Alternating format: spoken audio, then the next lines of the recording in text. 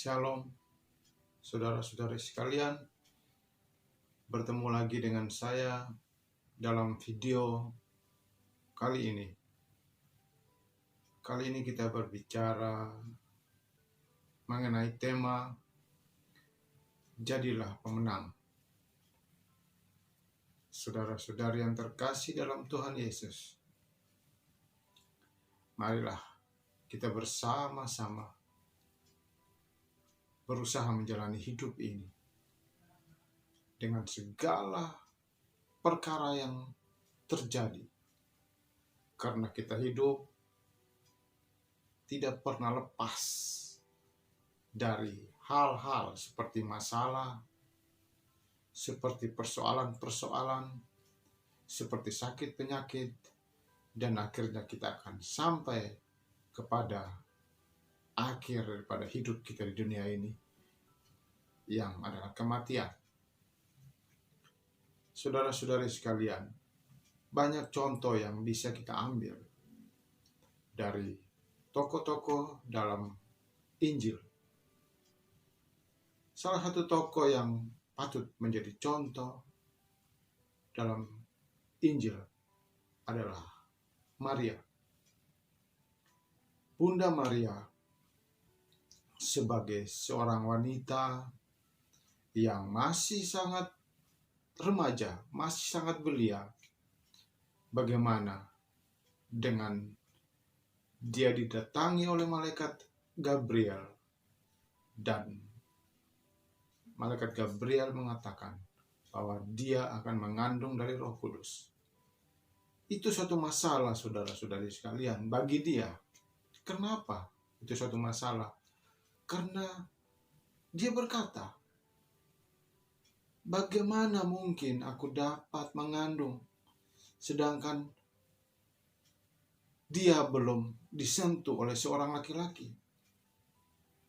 Apakah pikiran itu wajar? Sungguh wajar, saudara-saudari, sebagai manusia, sebagai seorang wanita yang masih belia, masih perawan, dengan hidup pada zaman itu, zaman di tengah-tengah orang Yahudi yang hidup sungguh-sungguh berpegang pada adat istiadat orang Yahudi, bahwa seandainya dia mengandung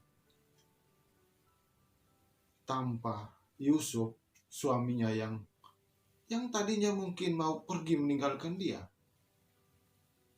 Anda bisa bayangkan apa yang terjadi pada Maria. Pasti dia akan dirajam, dilempari batu sampai mati. Dan itu adalah hukum Taurat yang berlaku pada saat itu, saudara-saudari sekalian. Oleh sebab itu, contohlah Maria dalam segala hal. Dia berserah pada Tuhan, sehingga kata-kata yang dia ucapkan, dia mengatakan, terjadilah padaku seperti apa yang engkau katakan. Kenapa dia mengucapkan itu, saudara-saudari? Karena dia sadar dia adalah manusia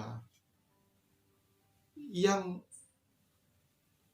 harus taat, sekalipun dia punya kehendak bebas untuk tidak terima, tapi dia mau taat pada apa yang sudah ditetapkan oleh Allah kepada dirinya. Saudari-saudari yang terkasih dalam Tuhan Yesus, banyak sekali teladan-teladan dalam Injil yang bisa kita ambil contoh, cara hidupnya, cara dia bergaul dengan Tuhan, cara dia mengekspresikan diri di hadapan Tuhan sebagai manusia, tapi pada akhirnya dia belajar untuk taat, dia belajar untuk mau mengerti bahwa Tuhan punya cara yang terbaik, punya jalan yang terbaik untuk hidupnya. Saudara-saudari sekalian terkasih dalam Tuhan, mari kita menjadi orang-orang yang pemenang. Kita berusaha peka terhadap apa yang Tuhan mau kita lakukan. Kita berdoa pada Roh Kudus, kita mohon petunjuk Roh Kudus, kita mohon kekuatan dari Roh Kudus, bahkan kita mohon agar Dia berbicara kepada kita tentang apa yang Tuhan ingin kita lakukan. Sehingga kita melakukan itu dengan sukacita, dengan damai sejahtera. Saudara-saudari sekalian yang dikasihi Tuhan, firman Tuhan berkata, hidup adalah sebuah perlombaan.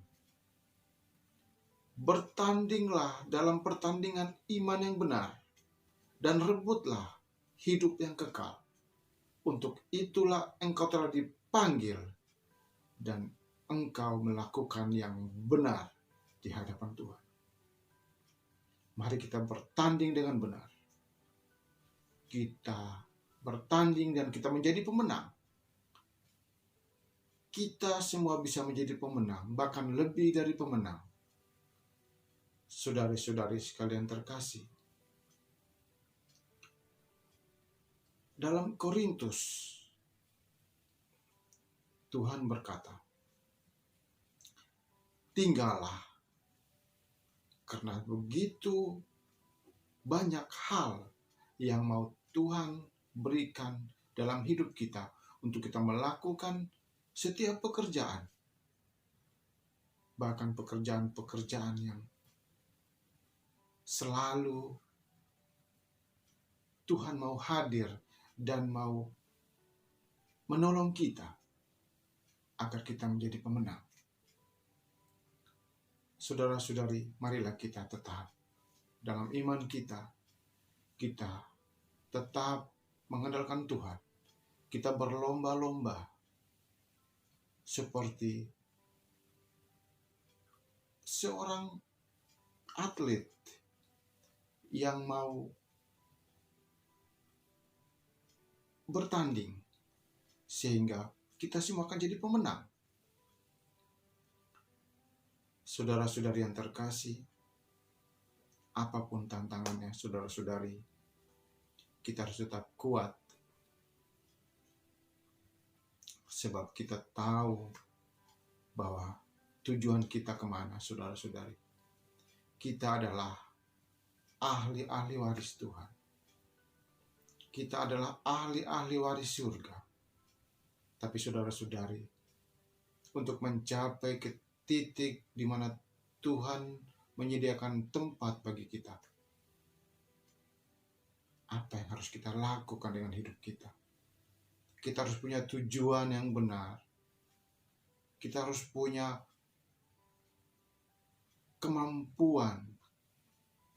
Dan kemampuan itu hanya Tuhan yang sanggup memberikan kepada kita. Karena apapun, saudara-saudari, kita tidak akan sanggup melakukan apapun kalau kita hanya mengandalkan kekuatan kita, mengandalkan kepintaran kita. Saudara-saudari, banyak orang yang pintar di luar sana, yang kadang-kadang dia melakukan banyak hal menurut hikmat dia, menurut kepintaran dia, sehingga dia tidak mengandalkan Tuhan. Saudara-saudari terkasih, Tuhan punya rencana. Dan rencana buat hidup kita adalah rencana untuk menjadi orang-orang yang menang. Kita diciptakan dalam Kristus Yesus untuk melakukan pekerjaan baik yang dikehendaki Tuhan. Mari kita berlomba-lomba. Saudara-saudari yang terkasih dalam Kristus, mari kita lepaskan segala keegoan kita.